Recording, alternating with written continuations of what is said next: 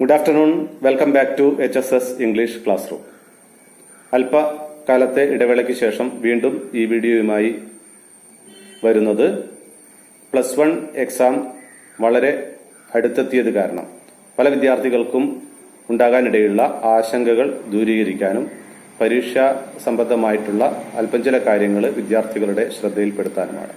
സാധാരണത്തിൽ നിന്നും വ്യത്യസ്തമായി ഈ വർഷം ഒരു ദിവസം പോലും സ്കൂളിൽ പോകാതെ അധ്യാപകരുടെ നിർദ്ദേശങ്ങൾ കിട്ടാതെയാണ് നിങ്ങൾ പരീക്ഷാ ഹാളിലേക്ക് പ്രവേശിക്കുന്നത്. അതുകൊണ്ട് തന്നെ പല വിദ്യാർത്ഥികൾക്കും പരീക്ഷയെക്കുറിച്ച് വലിയ ആശങ്കയാണ് ഉള്ളത്. സാധാരണയിൽ നിന്നും വ്യത്യസ്തമായി ചെറിയ ചില മാറ്റങ്ങൾ പരീക്ഷയ്ക്ക് ഉണ്ടെന്നുള്ള കാര്യം നിങ്ങളൊക്കെ അറിഞ്ഞിരിക്കും. അതിൽ ഏറ്റവും പ്രധാനപ്പെട്ട മാറ്റം എല്ലാ പാഠങ്ങളും നമ്മൾ പഠിക്കേണ്ടതില്ല എന്നുള്ളത് തന്നെയാണ്. 8 പാഠങ്ങൾ മാത്രമാണ് ഇംഗ്ലീഷിൽ ഫോക്കസ് ഏരിയ എന്ന പേരിൽ നിങ്ങൾക്ക് സെലക്ട് ചെയ്ത് തന്നിരിക്കുന്നത്. അത് ആദ്യത്തെ യൂണിറ്റിൽ 3 പാഠങ്ങൾ, his first flight, I will fly, അതേപോലെ ഈഫ് എന്നുള്ള പോയം. രണ്ടാമത്തെ യൂണിറ്റിൽ and then Gandhi came, the price of flowers, death a leveller എന്നുള്ള പോയം. പിന്നെ മൂന്നാമത്തെ യൂണിറ്റിൽ the sacred turtles of Kadavu എന്ന ഒരു ലിജൻഡ്, ഫിജിയൻ ലെജൻഡ്.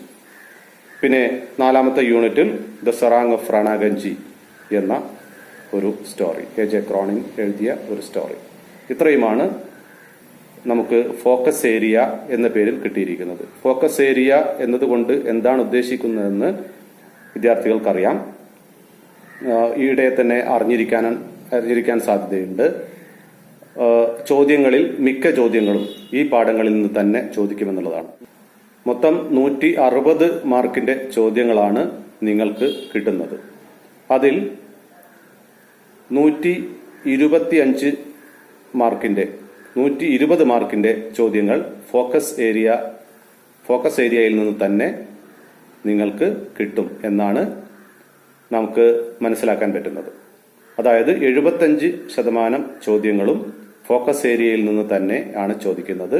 ബാക്കി ഒരു 25% ചോദ്യങ്ങൾ ഫോക്കസ് ഏരിയയിൽ പെടാത്ത നമ്മുടെ ടെക്സ്റ്റ് ബുക്കിലുള്ള മറ്റ് പാഠങ്ങളിൽ നിന്നും ചോദിച്ചേക്കാം. ഏതായാലും വിദ്യാർത്ഥികൾക്ക് ആവശ്യത്തിനുള്ള ചോയ്സ് ഈ പരീക്ഷയ്ക്ക് ലഭ്യമാണെന്നുള്ളത് കൊണ്ട് തന്നെ നമുക്ക് ആശ്വസിക്കാം. ഓരോ സെക്ഷനിലും നിശ്ചിത മാർക്കിന്റെ ചോദ്യങ്ങൾക്ക് പുറമെ നിങ്ങൾക്ക് ചോയ്സായി അധിക ചോദ്യങ്ങൾ ലഭിക്കുമെന്നാണ് ഇതിനർത്ഥം. ഉദാഹരണമായി 1 മാർക്കിന്റെ ചോദ്യങ്ങൾ, തുടക്കത്തിൽ 1 മാർക്കിന്റെ ചോദ്യങ്ങളായിരിക്കും ഉണ്ടായിരിക്കുക. Answer any 6 of the following എന്ന് പറഞ്ഞുകൊണ്ട് 12 ചോദ്യങ്ങൾ തരികയും അതിൽ ഏതെങ്കിലും 6 മാത്രം ഉത്തരം എഴുതുകയും ചെയ്യാനുള്ള സൗകര്യമുണ്ട്. അപ്പോൾ ആ 12 എണ്ണത്തിൽ 6 മാത്രം, ഏറ്റവും നിങ്ങൾക്കറിയാവുന്ന 6 മാത്രം സെലക്ട് ചെയ്ത് നിങ്ങൾക്ക് ഉത്തരം എഴുതാം. മറ്റൊരു കാര്യം കൂടെ ഇവിടെ ശ്രദ്ധിക്കാനുള്ളത്, ഈ 12 ചോദ്യങ്ങളിൽ 6 നിങ്ങൾ എഴുതുന്നു. ഈ 6 ശരിയാണോ എന്ന് നിങ്ങൾക്ക് ഉറപ്പില്ല. അങ്ങനെ ഉറപ്പില്ലാത്ത പക്ഷം നിങ്ങൾക്ക് 6ൽ കൂടുതൽ ആൻസർ എഴുതി വെക്കാവുന്നതാണ്. മാക്സിമം 6 മാർക്കേ കിട്ടൂ എന്ന് മാത്രം. അതായത് 12 തന്നു, 6 നിങ്ങളോട് എഴുതാൻ ആവശ്യപ്പെടുന്നു. നിങ്ങൾക്ക് 6 എഴുതുന്നു. ഈ 6 ശരിയാണെന്ന് നിങ്ങൾക്ക് ഉറപ്പില്ലെങ്കിൽ 6ൽ കൂടുതൽ മുഴുവനും വേണമെങ്കിൽ 12 ചോദ്യങ്ങൾക്കും ഉത്തരം നിങ്ങൾക്ക് എഴുതാവുന്നതാണ്. അതിൽ ഏതെങ്കിലും 6 ശരിയാവുകയാണെങ്കിൽ 6 നിങ്ങൾക്ക് 6 മാർക്ക് കിട്ടുന്നതാണ്. രണ്ടാമതായിട്ട് ഇപ്പോൾ 3 മാർക്കിന്റെ ചോദ്യമാണുള്ളതെങ്കിൽ 3 മാർക്കിന്റെ സെലക്ട് ആൻസർ എനി 3 എന്ന നിർദ്ദേശം തന്നുകൊണ്ട് നിങ്ങൾക്ക് 6 ചോദ്യങ്ങൾ തരുന്നതായിരിക്കും. അതിൽ ഏതെങ്കിലും 3 മാത്രം തെരഞ്ഞെടുത്ത് നിങ്ങൾക്ക് ഉത്തരം എഴുതാവുന്നതാണ്.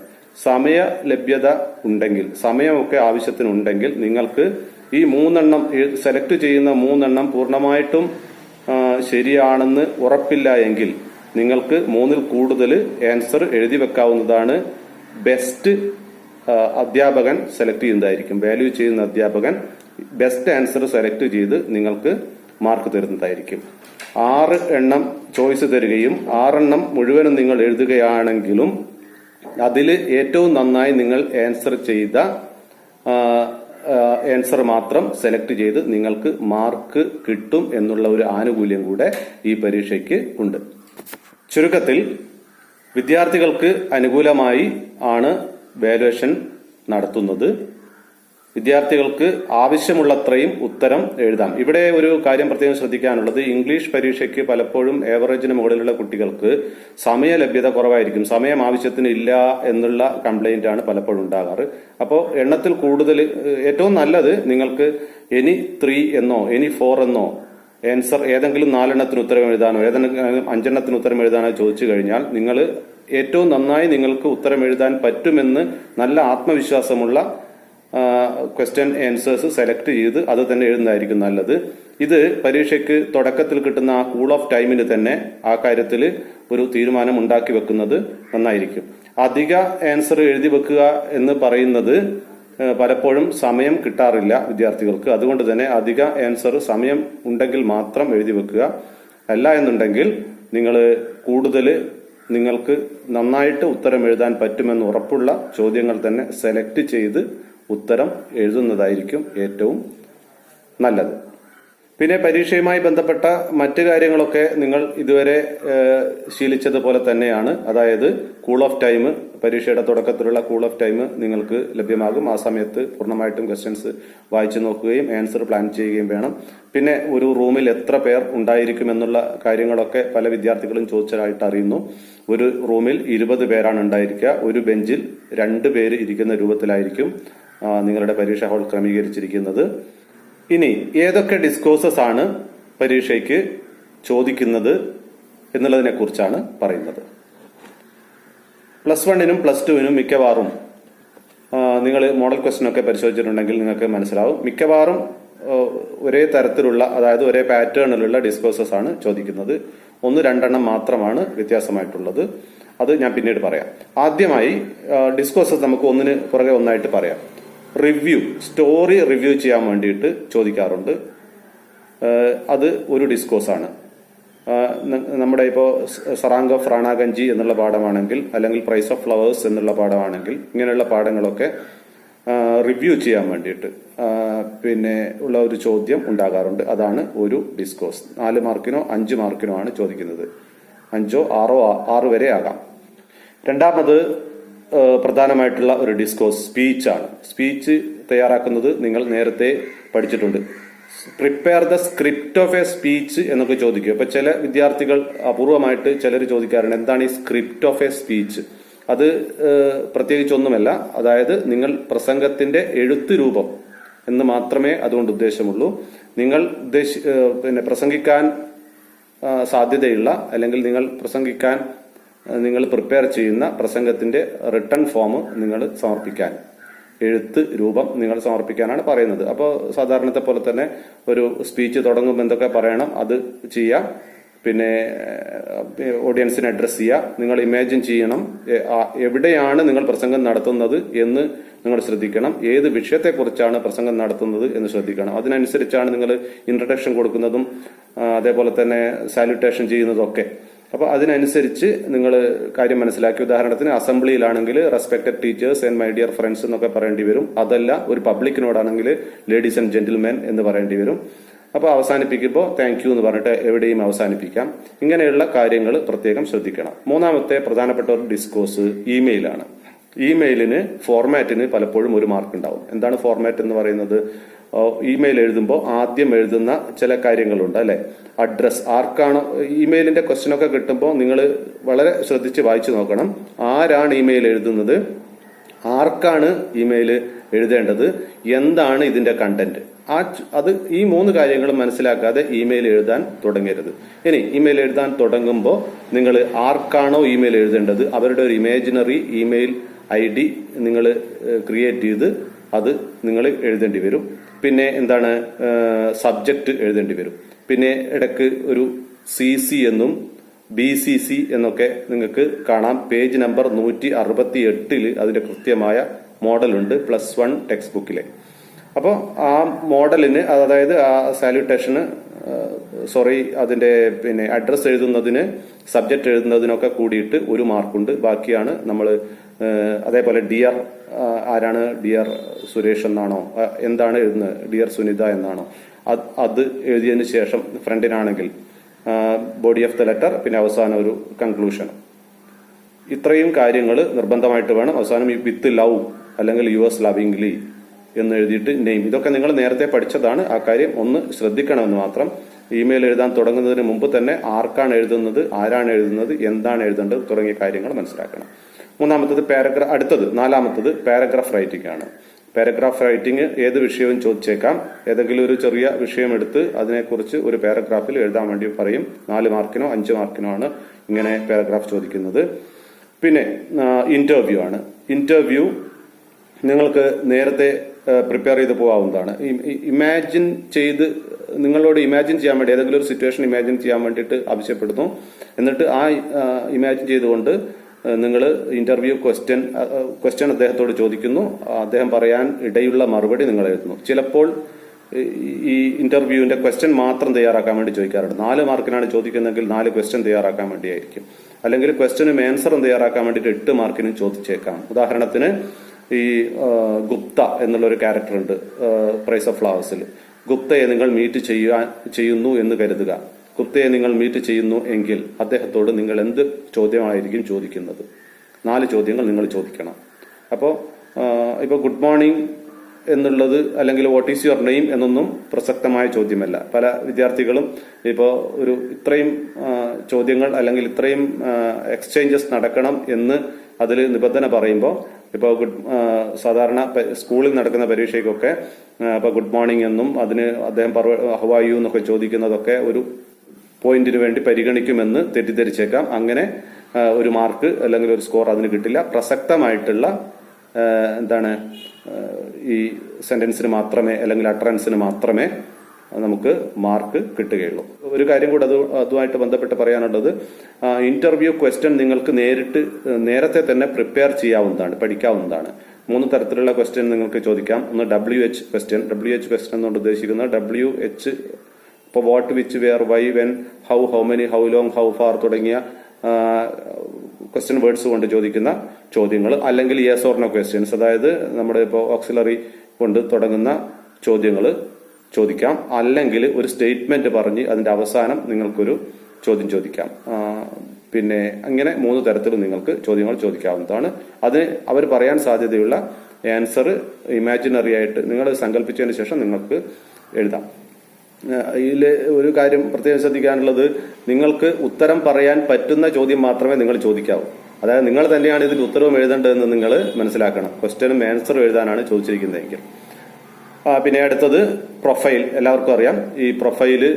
പിന്നെ വളരെ എളുപ്പം വിദ്യാർത്ഥികൾക്ക് ചെയ്യാൻ പറ്റുന്ന ഒരു ക്വസ്റ്റ്യൻ ആണ്. 4 or 5 മാർക്ക് ചോദിച്ചേക്കാം. കഴിഞ്ഞ പരീക്ഷയ്ക്ക് 6 മാർക്കിനും ചോദിച്ചിട്ടുണ്ട് പ്രൊഫൈൽ. വളരെ സിമ്പിൾ ആയിട്ടുള്ള ഒരു ചോദ്യമാണ്. അതിൽ പലപ്പോഴും അതിന്റെ തുടക്കവും ഒടുക്കവുമാണ് ഏറ്റവും അധികം ശ്രദ്ധിക്കേണ്ടത്. അബ്രഹാം ലിങ്കണെ കുറിച്ചാണ് ചോദിച്ചെങ്കിൽ അദ്ദേഹത്തിന്റെ ബർത്ത് എന്ന് കൊടുത്തിട്ടുണ്ടാവും. ബർത്ത് എന്ന് കൊടുത്തിട്ട് എഴുതിയിട്ടുണ്ട്. അപ്പോൾ അബ്രഹാം ലിങ്കൺ വാസ് ബോൺ എന്ന് പറഞ്ഞ് നിങ്ങൾ എഴുതണം. പിന്നെ അദ്ദേഹത്തിന്റെ എഡ്യൂക്കേഷൻ കൊടുത്തിട്ടുണ്ടാവും. അദ്ദേഹത്തിന്റെ പ്രധാനപ്പെട്ട പരിഷ്കാരങ്ങളോ അല്ലെങ്കിൽ അദ്ദേഹത്തിന്റെ പൊസിഷൻസോ അച്ചീവ്മെന്റ്സോ ഒക്കെ കൊടുത്തിട്ടുണ്ടാവും. അതൊക്കെ സെന്റൻസ് ആക്കിയിട്ട് എഴുതണം. അവസാനം ഹി ഡൈഡ് എന്ന് മിക്കവാറും പ്രൊഫൈലിന്റെ ഹിന്റിൽ ഉണ്ടാവും. അങ്ങനെയാണ് അത് നിങ്ങൾ ഡെത്ത് എന്നാണ് പ്രൊഫൈലിന്റെ ഹിന്റിൽ ഉണ്ടാകുക. നിങ്ങൾ ഹി ഡൈഡ് ഓൺ എന്ന് പറഞ്ഞിട്ട് ഡേറ്റും ഇൻ ദ ഇയർ എന്ന് പറഞ്ഞിട്ട് ഇയറും നിങ്ങൾക്ക് എഴുതാവുന്നതാണ്. നിങ്ങൾ നേരത്തെ പരിശീലിച്ച സാധനമാണ് പ്രൊഫൈൽ റൈറ്റിംഗ്. പിന്നെ ഗ്രൂപ്പ് ഡിസ്കഷൻ. ഗ്രൂപ്പ് ഡിസ്കഷനിൽ പ്രസന്റേഷൻ ചോദിച്ചേക്കാം. ഏതെങ്കിലും ഒരു വിഷയത്തെക്കുറിച്ച് നിങ്ങൾ ക്ലാസ്സിൽ ഗ്രൂപ്പ് ഡിസ്കഷൻ സംഘടിപ്പിക്കുന്നു. അതിൽ നിങ്ങൾ ഇന്ന വിഷയത്തെക്കുറിച്ച് സംസാരിക്കുന്നു. അപ്പോൾ ഡിയർ ഫ്രണ്ട്സ് എന്ന് പറഞ്ഞുകൊണ്ട് നിങ്ങൾക്ക് വിഷയത്തിലേക്ക് നേരിട്ട് കടക്കാം. എന്നിട്ട് ആ വിഷയത്തെക്കുറിച്ച് നിങ്ങൾക്ക് അറിയാവുന്ന കാര്യങ്ങൾ സംസാരിക്കാം. അപ്പോൾ ഗ്രൂപ്പ് ഡിസ്കഷനിൽ നിങ്ങൾ പ്രസന്റ് ചെയ്യുന്ന ഏതെങ്കിലും ഒരു വിഷയത്തെക്കുറിച്ച് നിങ്ങളോട് ഒന്ന് സംസാരിക്കാൻ ആവശ്യപ്പെടുന്നു. നിങ്ങൾ സംസാരിക്കുന്നു. അത് ഇമാജിൻ ചെയ്യാം. ഡിയർ ഫ്രണ്ട്സ് എന്ന് മാത്രം ഒരു ബ്രീഫ് ഇൻട്രൊഡക്ഷനോട് കൂടെ നിങ്ങൾക്ക് വിഷയത്തിൽ നിങ്ങൾക്ക് അറിയാവുന്ന കാര്യങ്ങൾ പറയാം. ഒരു പാരഗ്രാഫായിട്ട് അത് എഴുതേണ്ടി വരും. 4 മാർക്കോ 5 മാർക്കോ ആയിരിക്കും അതിൽ കിട്ടുന്നത്. അടുത്തത് ലെറ്റർ ടു ദ എഡിറ്റർ. നേരത്തെ ഇമെയിൽ പറഞ്ഞു. അതോടൊപ്പം മറ്റൊരു ലെറ്ററാണ് letter to the editor. Letter to the editor എപ്പോഴും ചോദിക്കുന്ന 6 മാർക്കിന് വരെ ചോദിക്കുന്ന ചോദ്യമാണ്. എഡിറ്റർക്ക് ലെറ്റർ എഴുതുമ്പോൾ ഫോമൽ ലെറ്ററാണ്. ഫ്രം എഴുതണം. എന്ന് ഒരു ഇമാജിനറി അഡ്രസ് എഴുതണം. ടു എഴുതണം. എന്നിട്ട് dear sir, this is in response to your article in the newspaper Mathrubhumi അല്ലെങ്കിൽ കേരള എന്താണ് ഒരു പത്രത്തിന്റെ പേര് എഴുതിയതിനു ശേഷം അല്ലെങ്കിൽ ഇന്ത്യൻ എക്സ്പ്രസ് എഴുതിയതിനു ശേഷം നിങ്ങൾ കാര്യങ്ങൾ എഴുതുക. അല്ലെങ്കിൽ സ്പെസിഫിക് ആയിട്ട് അവർ പറഞ്ഞിട്ടുണ്ടെങ്കിൽ ഏതെങ്കിലും ഒരു സോഷ്യൽ ഇഷ്യൂയോട് പ്രതികരിച്ചുകൊണ്ട് നിങ്ങളോട് എഴുതാൻ പറഞ്ഞിട്ടുണ്ടെങ്കിൽ dear sir, I write this letter to express my opinion on the topic അല്ലെങ്കിൽ about the article you have എന്താണ് given in the newspaper dated എന്ന് പറഞ്ഞിട്ട് ഡേറ്റ് കൊടുക്കുക. അപ്പോൾ ലെറ്റർ ടു ദ എഡിറ്റർ വളരെ പ്രധാനപ്പെട്ട ഒരു ഡിസ്കോഴ്സ് ആണ്, എപ്പോഴും ചോദിക്കുന്നതാണ്. 6 മാർക്കിന് വരെ ചോദിക്കാം. അപ്പോൾ അതിന്റെ ഫോർമാറ്റ് പഠിച്ചു വെക്കുക. ഫോർമാറ്റിന് അതിന് മാർക്കുണ്ട്. പിന്നെ ക്യാരക്ടർ സ്കെച്ച് ഏറ്റവും ഈസി ആയിട്ടുള്ള ഒരു ചോദ്യമാണ്. നേരത്തെ പ്രൊഫൈലിനെ കുറിച്ച് പറഞ്ഞതുപോലെ വളരെ ഈസി ആയിട്ടുള്ള ഒരു ചോദ്യമാണ്. ക്യാരക്ടർ സ്കെച്ച് 4 മാർക്കിനോ 5 മാർക്കിനോ ചോദിക്കാം. പലപ്പോഴും write a character sketch of എന്ന് ചോദിക്കാറുണ്ട്. ചില സമയത്ത് റൈറ്റ് എ ക്യാരക്ടർ സ്കെച്ച് എന്നുള്ള ഫ്രേസ് അതിൽ ഉണ്ടാവില്ല. പക്ഷേ അവരുടെ ക്യാരക്ടർ അനലൈസ് ചെയ്യാൻ വേണ്ടിയിട്ട് മറ്റ് വാക്കുകളിൽ പറഞ്ഞിട്ടുണ്ടാകാം. അപ്പൊ അത് നിങ്ങൾ മനസ്സിലാക്കണം. അത് അവരുടെ ക്യാരക്ടർ ട്രേറ്റ്സിൽ ഏതെങ്കിലും ഒന്ന് എടുത്ത് ചോദ്യത്തിൽ തന്നെ കൊടുത്തതിന് ശേഷം ബാക്കി എന്തൊക്കെയാണ് നിങ്ങൾ മനസ്സിലാക്കുന്നത് എന്നുള്ള രൂപത്തിലാണ് ചോദ്യങ്ങൾ ചോദിക്കുക. നമ്മൾ പലപ്പോഴും ഈ പ്രൈസ് ഓഫ് ഫ്ലവേഴ്സിലുള്ള മാഗിയുടെ ക്യാരക്ടർ സ്കെച്ച് പഠിച്ചു വെക്കും. അതേപോലെ തന്നെ സറാങ്ക ഫ്രാണാഗഞ്ചിയിലെ ഹസന്റെ ക്യാരക്ടർ പഠിച്ചു വെക്കും. പക്ഷേ ചിലപ്പോഴെങ്കിലും ഈ അപ്രധാനമായിട്ടുള്ള ക്യാരക്ടേഴ്സിന്റെ ക്യാരക്ടർ സ്കെച്ച് ചോദിച്ചേക്കാം. ജോബ് സ്മിത്ത് ഉദാഹരണത്തിന് നമ്മുടെ സറാങ്ക ഫ്രാണാഗഞ്ചിയിലെ ജോബ് സ്മിത്തിന്റെ ക്യാരക്ടർ സ്കെച്ച് ചോദിച്ചേക്കാം. അതേപോലെ എജെ ക്രോണിന്റെ പാഠത്തിലെ നമ്മുടെ ഈ പറഞ്ഞ ഇത് തന്നെ ഈ സറാങ്ക റാണാഗഞ്ചിയിലെ എജെ ക്രോണിന്റെ തന്നെ ചോദിച്ചേക്കാം. ഓതറുടെ ചോദിച്ചേക്കാം. അപ്പോൾ നിങ്ങൾ ശ്രദ്ധിക്കാനുള്ളത് ഏത് ക്വസ്റ്റ്യൻ ആയാലും നിങ്ങൾ വളരെ ശ്രദ്ധാപൂർവം വായിക്കണം. അല്ല എന്നുണ്ടെങ്കിൽ പറ്റുന്നത് എന്താണെന്ന് ചോദിച്ചാൽ ആരുടെ ക്യാരക്ടർ സ്കെച്ചാണ് ചോദിച്ചതെന്ന് മനസ്സിലാകാതെ ഇപ്പോൾ എജെ ക്രോണിന്റെ ക്യാരക്ടർ സ്കെച്ച് എഴുതാൻ ചോദിച്ചിട്ട് നിങ്ങൾ ഹസന്റെ ക്യാരക്ടർ എഴുതി കഴിഞ്ഞാൽ നിങ്ങൾക്ക് മാർക്ക് കിട്ടില്ല, പൂർണ്ണമായിട്ട് മാർക്ക് നഷ്ടപ്പെടും.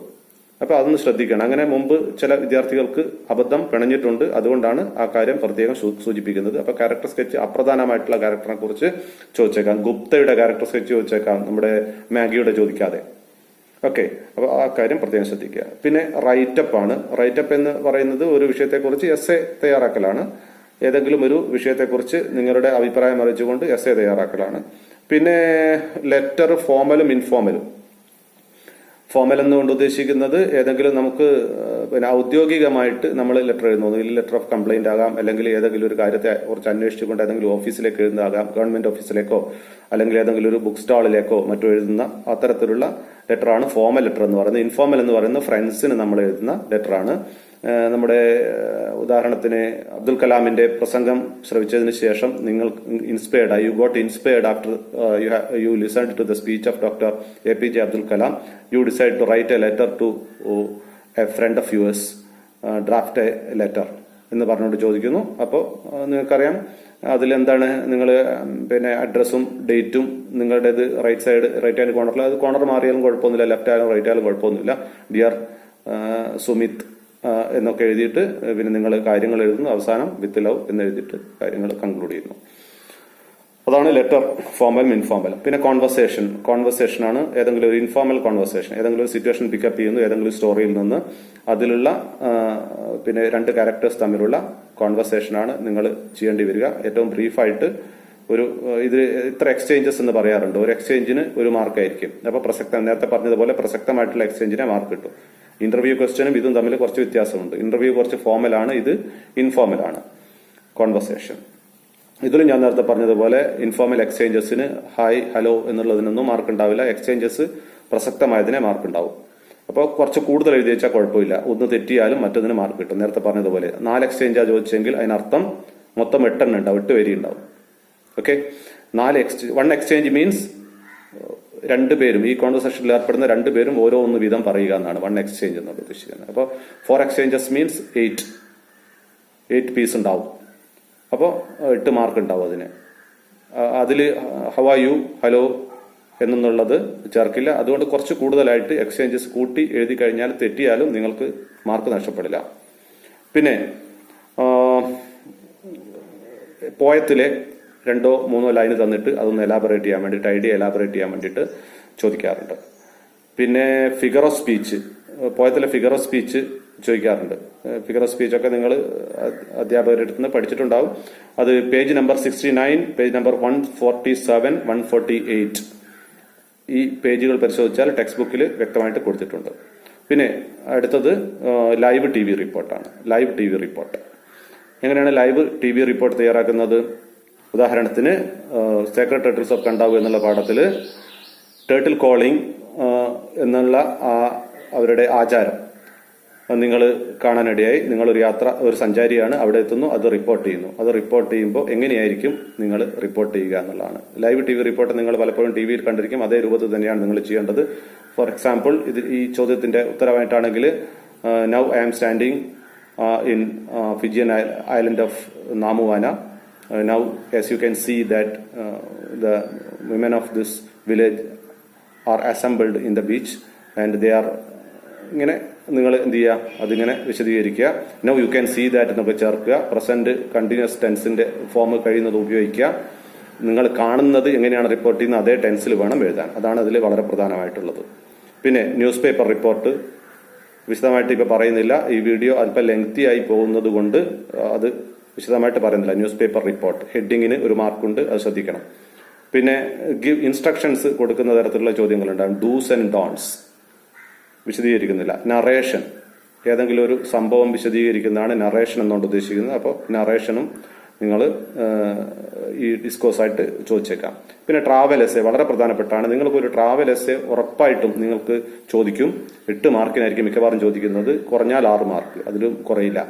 അപ്പോൾ ഉറപ്പായിട്ടും നിങ്ങൾക്കൊരു ട്രാവൽ എസ്സേ പഠിച്ചിട്ട് പോകാം. ഏതെങ്കിലും ഒരു സ്പെസിഫിക് ആയിട്ട് ഏതെങ്കിലും ഒരു സിറ്റുവേഷനിൽ തന്നെയുള്ള ട്രാവൽ എസ്സേ എഴുതാൻ ചോദിച്ചാൽ തന്നെ നിങ്ങൾക്ക് ചെറിയ മാറ്റങ്ങൾ വരുത്തി അത് എഴുതാൻ പറ്റും. ഉറപ്പായിട്ടും വരും. അതുകൊണ്ട് എല്ലാവരും ഉറപ്പായിട്ട് പഠിച്ചിരിക്കുക.